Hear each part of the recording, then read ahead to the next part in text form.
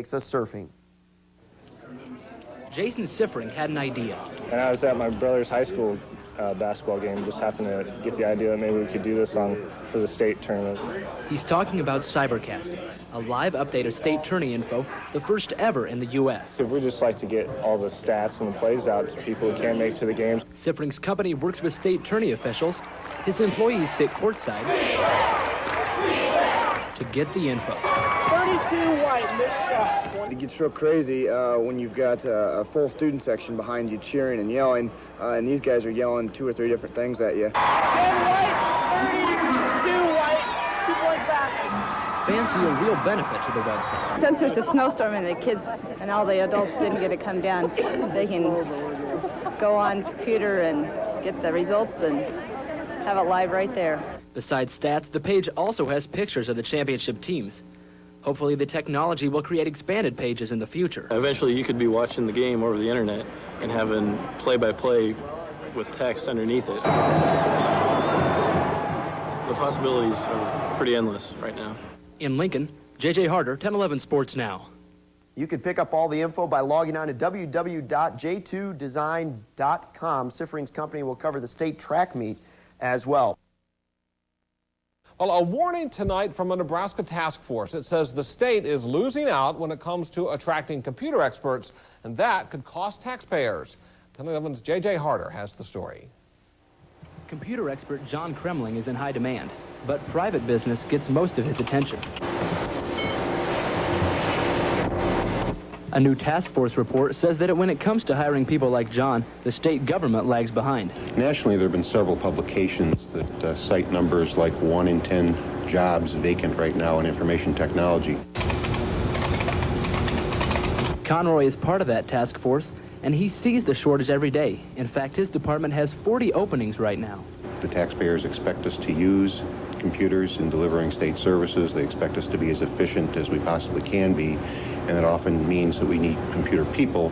One of the key recommendations is that the state retrain current employees, something that will have to be done at Nebraska's colleges. And it's something that we think holds some great promise in terms of maybe creating a whole new endeavor, a whole new series of programs that will focus specifically on this field.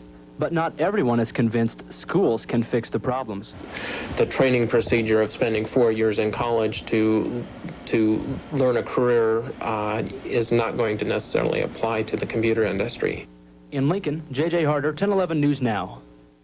That same study predicts that nationally there will be 800,000 computer jobs open by the year 2005. The cleanup goes into the weekend on a diesel fuel spill near Hickman. The rain has stopped, making the work a bit easier. 1011's J.J. Harder has that story. Cliff Doty's only had 8 hours of sleep in the past 3 days, but he's helped clean up a big mess. But if you go to the top pit, and as it filters out, from the top to the bottom is, I'd say 95% difference. With the rain that we've been having, the dilution of the water as it is, and nature's way with the sun and the wind, there's minimal product out there anywhere in the water systems to affect anybody. What we're doing is skimming the fuel right off to the top of the water here. So that basically what it's doing is, with the hose here, it's sucking the top part of the water over here, and it's drawing the fuel into the pump truck. Although most of the fuel is vacuumed out, workers have set up cotton filters with a special type of bacteria. In the cotton's microorganisms that help eat oil and hydrocarbon material. They're specially enhanced bugs for that purpose only. It's like lunch for them, and that's the only thing to eat on. Smith hopes the bacteria will help finish cleanup by late next week. Near Hickman, J.J. Harder, 1011 News Now. Cleanup crews will leave the bacteria on the site through summer. Husker point guard Tyronn Lue announcing he'll skip his senior season for the NBA this week. Meanwhile, former Husker Eric Strickland is already in the league and beginning to make a name for himself. 1011's J.J. Harder recently caught up with Strickland in Denver. In his second year with the Dallas Mavericks, Eric Strickland is just getting up with Strickland in Denver. In his second year with the Dallas Mavericks, Eric Strickland is just getting over a slew of injuries.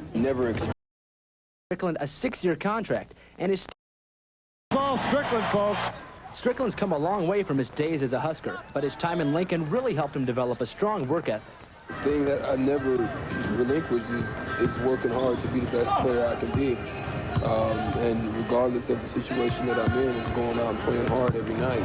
Strix is excited for the summer and ready for a breakout year. Well, I'm looking for an expansion in my game and continuing to grow as a player each year, and showing something different in myself as I continue to put in some years in the league. In Denver, J.J. Harder, 10-11 Sports Now. Well, right now, Strickland is planning to stay in Dallas, and he may be able to be reunited with Tyronn Lue next year. The Mavs have shown interest in the Husker point guard.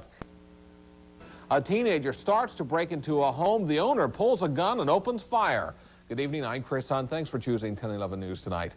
That teenager's in the hospital. He shot twice and is in serious condition. 1011's J.J. Harder has the story. Shortly after 12:30 this morning, police say a 17-year-old male tries to break into the All Seasons shooting range. Owner Larry Goldbranson hears breaking glass, pulls a gun, and opens fire. The individual had a portion of his arm inside. That being the owner of the property, was armed with a 9mm handgun. He did fire 2 rounds, striking the suspect once in the chest and once in the right thigh. The unidentified teen is now in serious condition at Lincoln General Hospital. No arrest right now. Lancaster County attorneys will handle the case from now on. But the shooting was the talk of this weekend's Star City Gun Show. Probably if the gun shop owner was any kind of a decent owner, and if he placed the shots right, he could have probably put 2 in his head.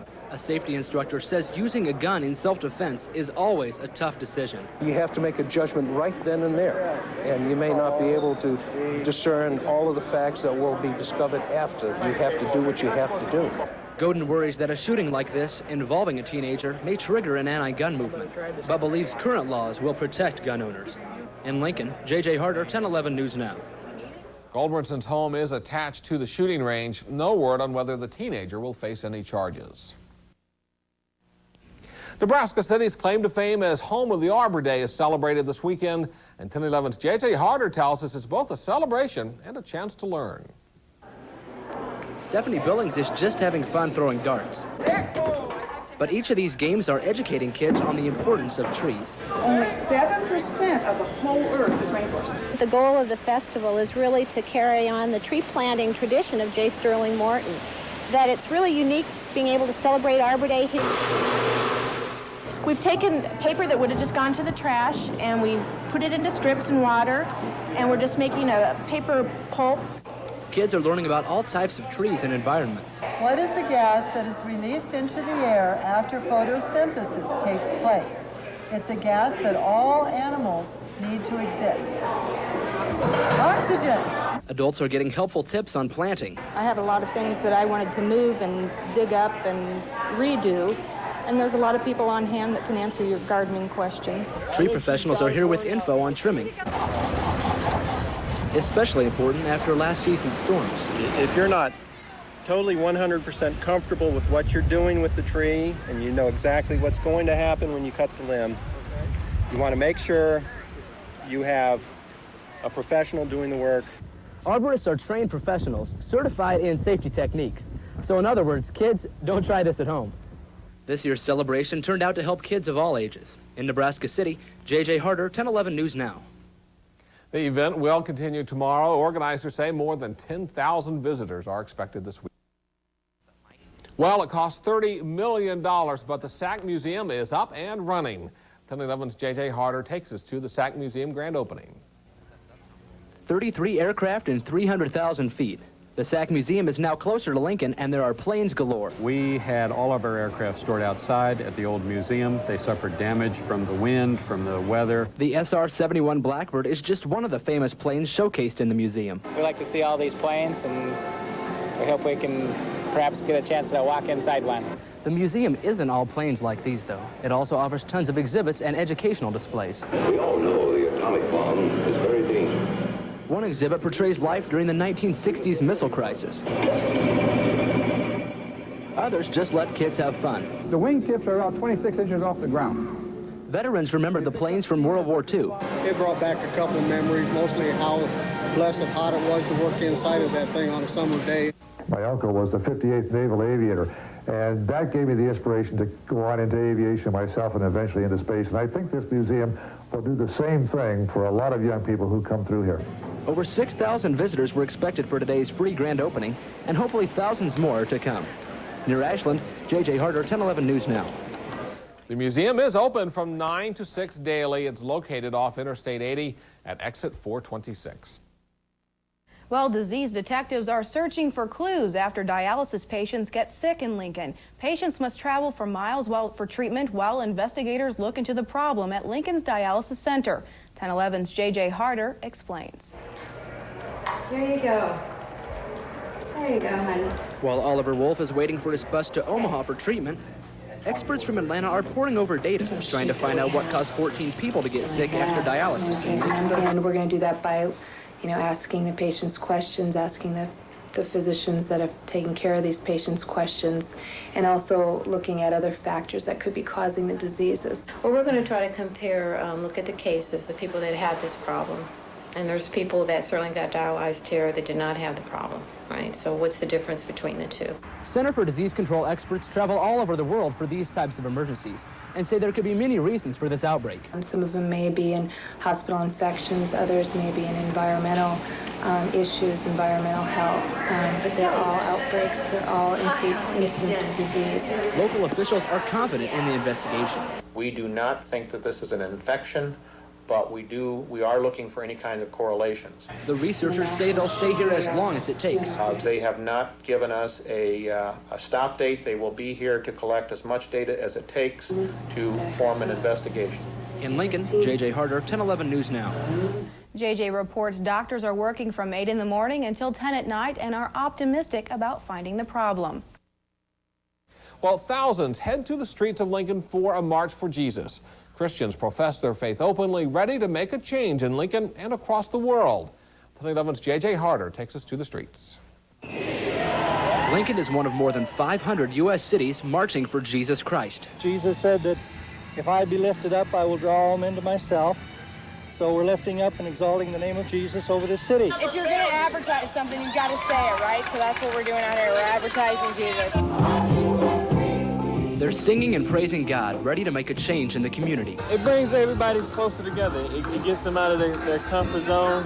It gets people from all denominations, to come together and be with each other. That he can bring families back together and bring restoration of relationship. Marchers say today's rally is different because, unlike others, it's not against anything. It isn't for any political agenda. It isn't for any political cause. It's just to stand up and say we love Jesus and we want people to know that. They marched from Memorial Stadium to the Capitol, ending with a proclamation by Mayor Mike Johans. Few opportunities are available for Christians of all denominations, races, and social classes to demonstrate the unity of love in adoration of Jesus Christ. The march has been criticized in the past, but Christians say they're not here to harm others. It's not an issue of trying to antagonize or it's an idea of serving people and trying to bring people to reconcile with each other and with their Creator. I don't have a problem if other people want to come out and say, their beliefs and state their opinion. More than 3,000 marched in downtown today, but organizers say the march isn't about numbers. Even if we only have one person walking through the streets of Lincoln holding up his name, that's all we need. Supporters hope Lincolnites will respect the marchers, if not listen to their message. In Lincoln, J.J. Harder, 1011 News Now. The March for Jesus is an annual worldwide event and is planned again for next year. Credit cards and wallets are stolen all the time, but tonight we're going to show you what the loss of a few pieces of ID can really mean. 1011's J.J. Harder tells us about a case of stolen identity. It all started when small businessman Aaron Marshbanks got a call from someone who said he was with the IRS. Aaron gave his social security number, and his life hasn't been the same since. I started getting letters in the mail for denials on loans and stuff that I'd get letters back and say that I sent for that I never did ask for. He called the banks and found out someone was posing as him with illegal IDs, including a library card. So far as the identification is concerned, we do our best to know who that person is and also where that person lives. But no photo ID is required. We're kind of shocked and amazed, quite frankly. that it gets accepted in the way in which it does. Next for the criminal, a birth certificate. Still, no picture needed. That's the primary item you want, but you don't always have to have that. You can have the option of using other identifications. So the individual displayed a bogus work statement, something the office couldn't have known was fraudulent. But look at the application. He misspelled his father's middle name and put down the wrong zip code. So we scrutinize that pretty well, but sometimes they do fall through the cracks. Then the bogus errand came to get a driver's license. You'll be surprised at what fell through the cracks here. He used the other ID and filled out an application for a license. Sometimes you just, if it's on and nothing's changed, then you just, type it. It's very hard when you got 200 people out here. But something was changed. He put down the wrong height and weight, plus his signature was wrong. On top of all this, just look at the two men. They are absolutely nothing alike. You get what you're supposed to have, and you don't check little details. Because of 1011's investigation, the Bureau will no longer accept library cards as valid ID. But police are still concerned with catching this criminal at large. And this is our best chance at identifying him, is to put the picture out in hopes that somebody identifies him and gives us a call. As for Aaron, he hasn't been hurt financially by the ordeal. He does, however, offer some good advice. Don't give your social security number out to anybody. Everybody asks for it, and you just don't give it out, because once they have that, they can do all kinds of stuff and do all kinds of damage to you. In Lincoln, J.J. Harder, 1011 News Now. If you have any information on the bogus errand, please call Crime Stoppers at 475-3600. Quite a story. Last year, 90 cases of HIV were reported in Nebraska. A community event provides free testing as part of a national HIV testing day. 1011's J.J. Harder reports on the AIDS Awareness Cookout. Thomas Bialis has been getting tested for HIV for the past 3 years. Today, he's here to get a test and find out more. What the symptoms are and everything, what you should look out for, and how to protect yourself. It's National HIV Testing Day, and free confidential screenings are available to the public. It's a swab that would go in between your cheek and your gum for about 2 minutes, and it would absorb some saliva, and that would be able to tell you if you're positive or negative. Contact me by Tuesday. Should be about a good time to. We'll have the results by then. Along with the oral tests, the Mobile Nursing Center is here to provide blood tests. With both tests, one can be 99% sure whether you're positive or negative. A blood draw would be the most effective at this point. The OraSure is used across the country at other facilities. We're looking at that device as our sole testing device. The testing is just part of an AIDS awareness cookout with free food and live music. Organizers say the outdoor event is a perfect way to reach the community and still keep focused on the main goal. Get counseled, be tested, know your sero status, know your HIV status. In Lincoln, J.J. Harder, 1011 News Now. Last year, AIDS cases in Nebraska were down from 1996, but significantly more young people were infected. For more information on anonymous HIV testing, you can call 1-800-782-2437. Well, Independence Day isn't just a time for fireworks and fun. For politicians, it's a key day for campaigns. 1011's J.J. Harder joins us from our newsroom with more tonight. J.J. Well, Chris, it's as American as mom and apple pie, hitting the campaign trail on the 4th of July. Nebraska's candidates for governor took advantage of the day's festivities, both making exhausting trips across the state. Two candidates. Hi, how are you? Hi, how you doing? 10 stops. Omaha, the Ralston Parade. We're out here in Seward. Now we'll head up to Norfolk. And one crucial 4th of July campaign day.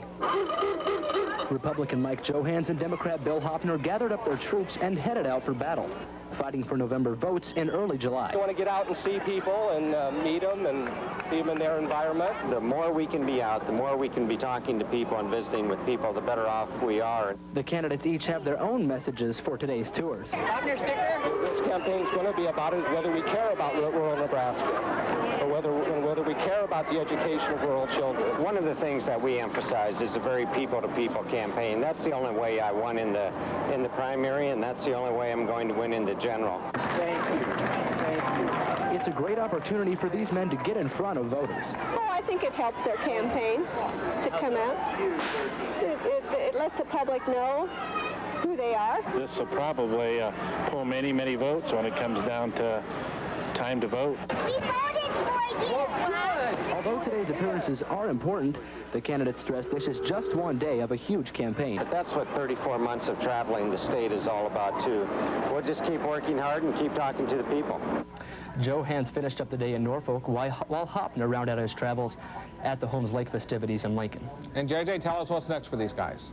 Well, Joe Hans said that it's pretty hectic just today, but tomorrow it will definitely slow down. All right, JJ Harder from the newsroom tonight. Thank you, JJ. Well, Lincoln says happy birthday to a hometown blues landmark this weekend.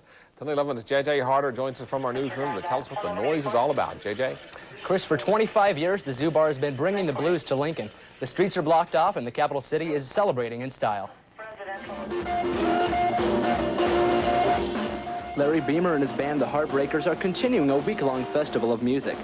The founder of the Zoo Bar just wanted to give something back to his patrons. It's just a celebration, really, for our customers that have been supporting us for the last 25 years. All kinds of music are represented here, everything from soul to rockabilly. But it all revolves around the classic blues. And nothing goes better with the blues than good barbecue. We foster a lot of blues music in our restaurant and have a relationship kind of with the Zoo Bar in that regard locally, so we want to be a part of the party down here ourselves. People have come from all over the country for the celebration, including the performers. We play all over the place, and people always are asking me, you know, what's your favorite gig? And I say, Lincoln, Nebraska, and they can't believe it. And I go, you got to be there to believe it. The zoo has really developed a name for itself over the years, something that Beamer never planned. The only reason I started the zoo was because I was not able to hear blues music myself. There was no venue for it. And out of very selfish reasoning, I just wanted a place to hear blues. I had no idea we would ever become, you know, a national link in the blues circuit. I spoke with B.B. King last year, and even he knew the reputation of the zoo. Chris? Their name has really spread around. Well, it sounds like it's become nationally renowned. JJ, tell us who else hits the stage tonight. Well, on tab will be Chris Duarte Group. Then after that, the Dynatones and Dave Alvin will end the night. All right, sounds like a good night, and happy birthday to the Zoo Bar. Thank you, JJ. Rain or shine, July Jam continues in downtown Lincoln, and as they've done for 7 straight years, July Jam has a program to encourage designated driving. 11's J.J. Harder takes us jamming without alcohol. Leacock brings her daughters to July Jam each year. She's been part of the designated driver program every time. It's a good deal for the person that's driving and not drinking, and it's great for everybody else because you know somebody's going to get home safely. Each driver gets a wristband like this. You can't buy alcohol if you have one, but you do get free soft drinks all day. We want to make sure that we follow all the rules and make sure that this is a safe place for everyone to be and have a good time. Volunteers don't just give out the wristbands, they encourage groups to elect drivers that won't drink. We've asked if somebody's come up with a group and everybody else got banned, and we've always asked that one person standing there, are you going to drive this group home? And we've had a couple this afternoon say, yeah, they will. The benefits for staying sober aren't new to July Jam either. This is the 7th straight year of the program. The designated driver program has been with the festival from day one. We want to ensure that everyone who partakes in the festival gets home safely. Hopefully more at the festival can keep jamming like Judy with free pop and safe driving. In Lincoln, J.J. Harder, 1011 News Now. Now, J.J. tells us the wristbands will be available at the July Jam ticket booth all day tomorrow. A Nebraska high school is on the move. Beatrice built a new high school recently that just lacked enough money to pay to move everything from the old high school to the new, so they put out a call for help. 1011's J.J. Harder picks up the story.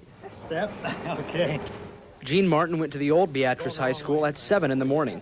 At 11:30, he's loading the last desk into a brand new building across town. We worked real hard to get a facility like this, and having the community volunteer to come in and move from the old school to this school kind of gives a sense of ownership to the other people in the community. About 450 volunteers helped for 3 hours this morning. But it wasn't just extra help. The volunteers were vital to the move. We didn't have any money in our bond issue for moving. We knew that there was going to be an opportunity to ask the community to help. Ready? And even though the high schoolers will be the ones directly benefiting from the new school, people of all ages pitched in to help. You know, you might have thought that, but it wasn't. We had senior citizens here. We had people from all age groups represented. We had young kids. We had a lot of great representation by the student body. The major advantages of the new school are more space and expanded technology. But some future high schoolers have their eyes on something else. The color's not the best, but it's a nice school inside and stuff. In Beatrice, J.J. Harder, 1011 News Now. Now, along with the Fine Arts Center and gym, a few classrooms aren't finished just yet, but are set to be ready for the first day of classes.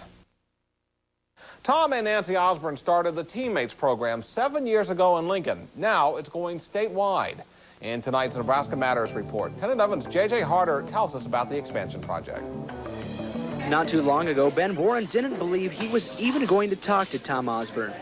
6 months later, they're teammates and friends. It meant a lot to me. He helped me do a lot of things, raise my grades, have a little fun. For the last 7 years, the Osborne's Teammates program has provided mentors for Lincoln kids like Ben. Thursday, Dr. Tom and Governor Nelson announced that soon kids across Nebraska will be able to participate as well. It's going to be primarily community-driven, and that those communities that exhibit a need, an interest, a concern in this area will be the ones that we will start with. Cities can apply for the program August 15th. 5 will be chosen in September, and 5 more will follow next spring. We're going to try to grow it, but we're going to try to make sure we don't expand so fast. Osborne hopes that all of Nebraska could eventually be part of the Teammate program.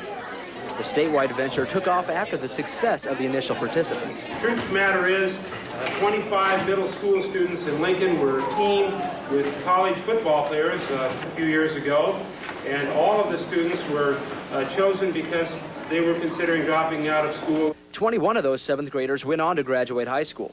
And although 93% of Nebraska kids do get their diplomas, Teammates cares about the few that don't. Teammates is a program that will help address the special needs of 7% of the students, but will be focused on those who can have value in their lives added by the inclusion of an adult mentor. It's helped Ben deal with his anger and get a better attitude.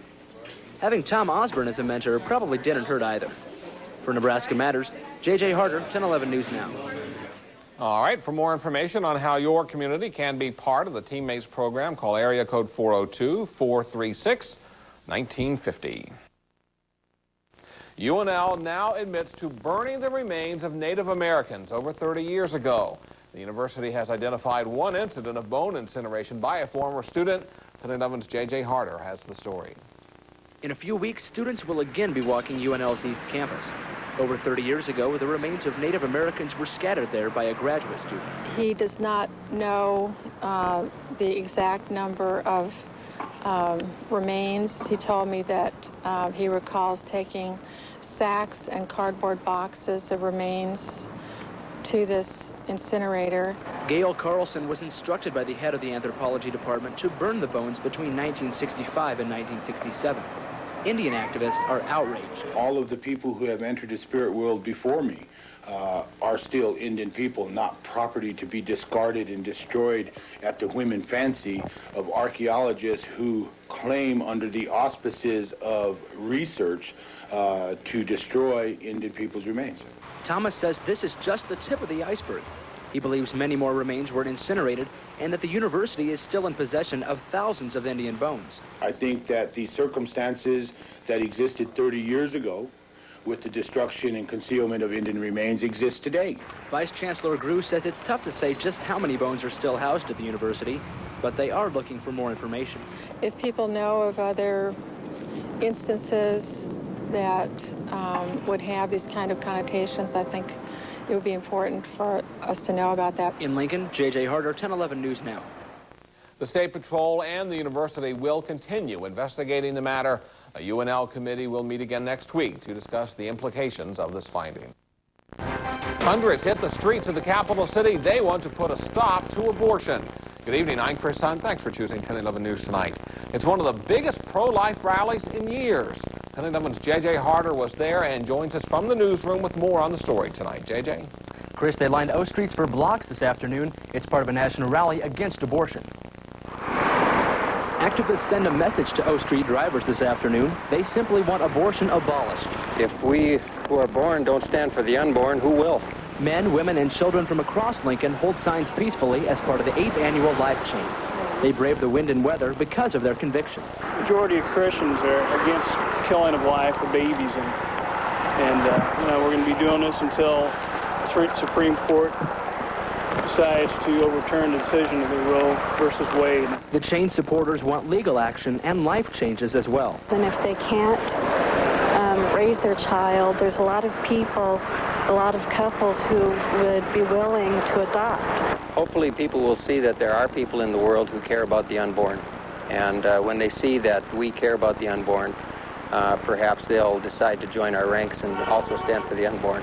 Anti-abortion protesters have also been active this year at Westminster Church, where an abortion doctor also serves as church elder. They're trying to prove that even with the pictures that they don't agree with over there, that abortion is ugly. And if that's the only way that people are going to more like understand it, is to see it, then yeah, I think it's a good deal. Others distance the life chain from the Westminster affair. It has no effect on what I'm doing here today. This is all organized in a peaceful fashion just to let people know what we stand for. When they finished on O Street, they headed to the Central Alliance Church for a formal rally. Chris? All right, J.J. Harder from the newsroom tonight. Thank you, J.J. Well, Social Security may not be on all our minds right now, but statistics say it could be a serious problem in the near future. This weekend, Lincoln is one of 5 cities involved in a televised discussion of solution ideas. Tonight 11's J.J. Harder has the story. We've got to get Social Security out of the hands of the politicians. We got 120 Nebraskans meet to discuss Social Security. They're trying to figure out where the greatest amount of agreement is, where the greatest amount of disagreement was, and after they went through an options discussion, they then went into actually putting together a reform package. Town hall meetings in Bismarck, Rapid City, Casper, Helena, and our capital city are linked via satellite. And we've had a lot of good talk here in Nebraska.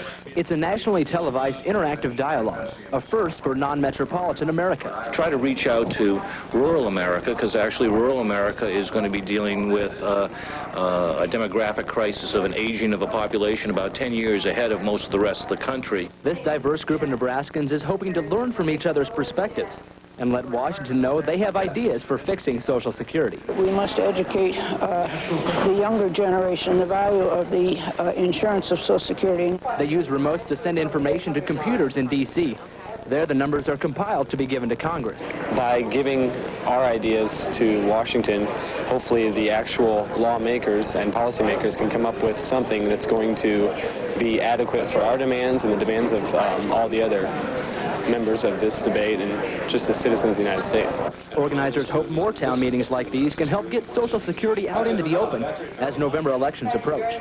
In Lincoln, J.J. Harder, 1011 News. The information will be given not only to Congress, but will also be used for future education on the Social Security problem. It's been 5 months since the Lincoln Electric System installed a wind turbine as a form of renewable energy. Today, LES invited customers to tour the turbine site, and 1011's J.J. Harder is there. He joins us live from the site on North 70th. J.J. Chris, today LES celebrated the huge success of their first turbine. Officials also unveiled plans to make a big addition to the renewable energy program. The tower on this machine is 65 meters, and the diameter of the rotor is about 147 feet. They call it Dozens of LES customers take a tour of a wind turbine they helped pay for. These are customers who've chosen to pay an extra $4.30 a month to finance the turbine. With a few more subscribers, LES plans to build a second turbine within the year. We're really close right now. We're only like 50 units away from being totally committed. So the administrative board at its last meeting authorized staff to go ahead and proceed to exercise the option for a second unit. Each turbine costs about $1 million to build. Then 1,400 subscribers are needed to pay to keep it going. Right now, nearly 2,400 customers are taking part in the program, so they need 400 more people to completely finance a second turbine. LES officials are confident about getting community support, so they're already trying to find a site. We believe it's important to put it in our service area so that it has higher visibility, and also the output of the turbine is fed right directly into our distribution system, so we don't have to have losses, large transmission losses. The ideal situation would be to put the turbine near the existing one. It must actually shift a little bit, a fairly decent wind direction, because normally you'll see it. Regardless of the location, customers on the tour are supportive of the second turbine. I think it's good to replace buying power from out of state and keeps money here in Nebraska. And what's good for the environment? I'm very interested in things that help out the environment, and I think renewable energy is a good thing to support. Once we get the first one going, the ball just keeps rolling and we can keep on working towards bigger and better things.